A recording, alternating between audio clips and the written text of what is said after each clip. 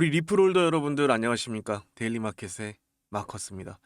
이번 주 일본에서 이런 이야기가 있었습니다. 일본 SBI 홀딩스의 니시카와 야스오 이사가 실적 발표 자리에서 XRP 가격이 부진한 건 시장이 클래리티 법안 진행 상황을 관망하고 있기 때문이라고 말했습니다. 저는 이 소식에 계좌보다 미국 상원 일정표 먼저 확인해 봤습니다. 여러분도 아마 똑같으셨을 겁니다.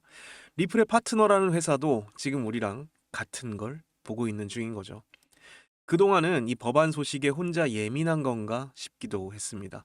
그런데 그 클래리티가 이번 주 금요일에 표결된다는 이야기는 여기저기서 정말 많이 들리는데 정작 그날 열릴 수 있는 이벤트가 어떤 표인지는 짚어주는 데가 거의 없더라고요. 그래서 제가 오늘 확인한 것을 다 말씀드려 보겠습니다.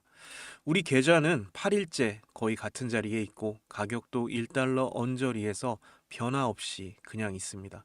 어제는 미국 주식이랑 유가가 다 같이 방향을 잡았는데 우리 코인 시장만 그 흐름에 달라붙지 못했죠. 심리 지표는 여전히 공포 구간에 들어서 있습니다. 리플 뉴스는 나쁠 게 없어 보이는데 가격만 조용한 날이 이어지고 있는 거죠. 사실 이런 구간이 정말 애매합니다. 코인 시장을 제외한 다른 시장은 하루가 다르게 변동성을 보여주고 있는데 내 계좌만 며칠씩 같은 자리에 서 있으면 뭐라도 해야 되나 싶은 생각이 들긴 합니다. 저도 이번 주 내내 그랬습니다. 그래서 이번 주 뉴스 제목도 하나로 합쳐지더라고요. 이번 주 금요일에 미국 상원이 클래리티를 표결한다는 이야기입니다. 여기서 결판이 난다는 말까지 붙으니까 마음이 조금 조급해지는 게 당연합니다. 그래서 이게 사실인지부터 확인을 해봤습니다. 현지 금요일에 열릴 수 있는 표는 심의 개시 동의에 거는 클로처라서 쉽게 말해 이 법안을 다룰지 말지를 정하는 그런 상황인 거죠. 토론을 시작할지부터 정하는 절차라서 법을 통과시키는 표는 아닙니다. 이 표에 필요한 숫자가 60표입니다. 상원은 한쪽에서 붙잡고 늘어지면 토론이 안 끝나는 구조라서 그걸 끊고 넘어가려면 60명이 모여야 하는 겁니다. 국내 기사에는 그냥 표결이라고만 적히니까 이 구분이 정확하지 않거든요. 처음에는 저도 그렇게 읽었습니다. 그런데 절차를 하나씩 따라가 보고 나서야 그동안 우리가 결판이라고 불렀던 게 사실은 다룰지 말지였다는 걸 알게 됐습니다. 표의 이름을 알고 나면 금요일 헤드라인의 크기가 달라져 보이거든요. 그런데 이 표가 그냥 열리는 건 아닙니다. 금요일에 표가 열리려면 그 전에 클로처 청원이 먼저 제출돼야 합니다. 그 마감이 보통 현지 시간으로 8월 5일입니다. 한국하고는 날짜가 하루 어긋나기 때문에 우리 시간으로는 오늘 밤에서 내일 새벽 사이가 될 겁니다. 제가 확인한 자료 기준으로 8월 3일까지는 청원이 제출되지 않았고 그날 본회의 일정표에도 이 클래리티 법안 이름은 없었습니다. 결국 오늘 밤을 지나봐야 알 수 있는데 아직은 우리가 명확히 알 수 있는 게 없죠. 그래서 금요일 표결도 아직은 확정된 일정은 아닙니다. 그리고 그 표가 열리고 나서 60표가 나오더라도 그 뒤에 최대 30시간짜리 토론 시간이 또 붙고 그 다음에 심의 개시 표결이 따로 있습니다.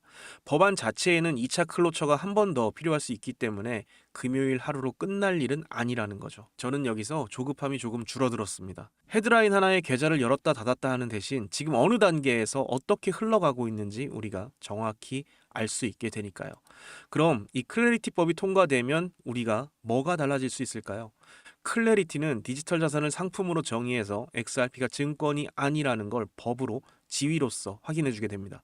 관할도 SEC에서 CFTC로 넘어가게 되고요. 여기까지가 법 조문이고 기관 자금이 들어온다는 건 아직은 전망에 가깝습니다. 홀더 입장에서는 이 지위 하나가 들어올 돈의 체급을 바꿔놓을 수 있는 대목일 수 있겠죠. 연기금 같은 진짜 큰 돈은 이 법적 지위가 정리되기를 기다리면서 눈치만 보고 있다고 평가가 되고 있습니다.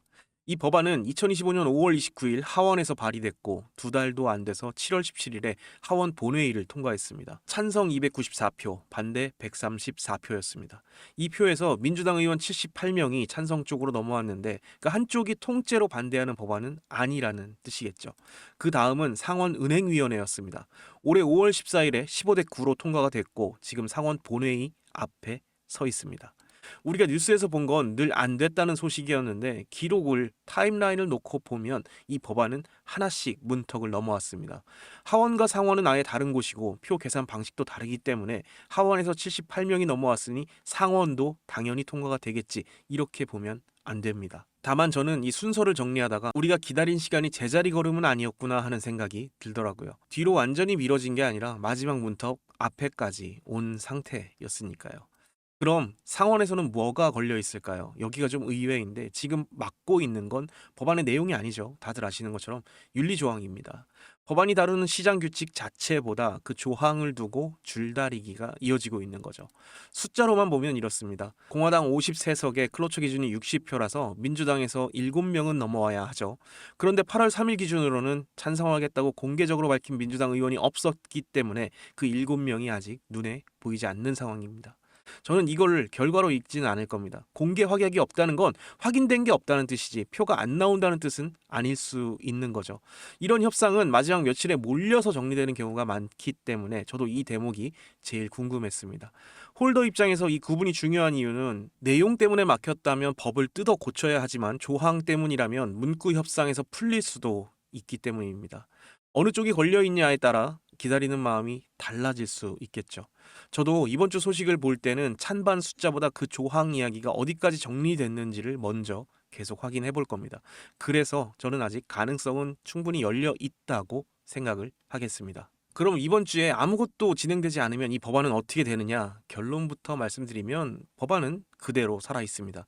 상원에 남아 있고 일정만 뒤로 미뤄지는 거죠. 상원은 8월 10일부터 9월 11일까지 휴회에 들어갑니다. 이 기간에는 본회의 표결이 사실상 없기 때문에 그 뒤로 넘어가게 되는 거죠. 그래서 이번 주에 안 되면 끝이라는 말은 정확하지 않고 다음 순서가 9월 중순 뒤로 밀린다는 쪽이 맞는 표현이라고 생각이 듭니다.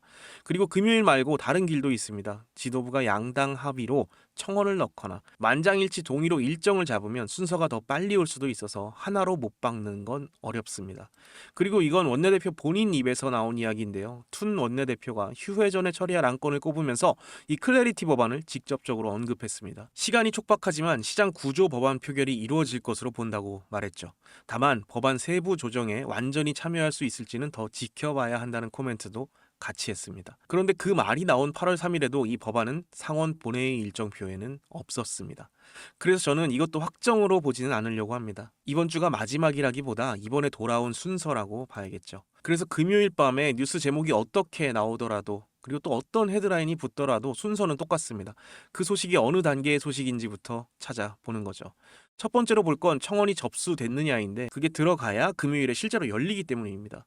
청원 소식이 없는데 표결 무산이라는 제목이 뜨면 이거는 아예 성립이 안 되는 거죠. 법안이 부결된 게 아니고 이것을 열자는 청원이 아직 들어가지 않은 겁니다. 두 번째로는 표가 열렸는데 60표가 안 나왔다면 그건 이 법안을 다루기로 하는 데까지 못 갔다는 뜻입니다. 내용에서 진 건 아니라는 거죠. 세 번째로 60표가 나왔다면 그건 통과가 아니라 다루기로 정해졌다는 뜻이고 그 다음에 30시간 2차 클로처가 남을 수 있습니다.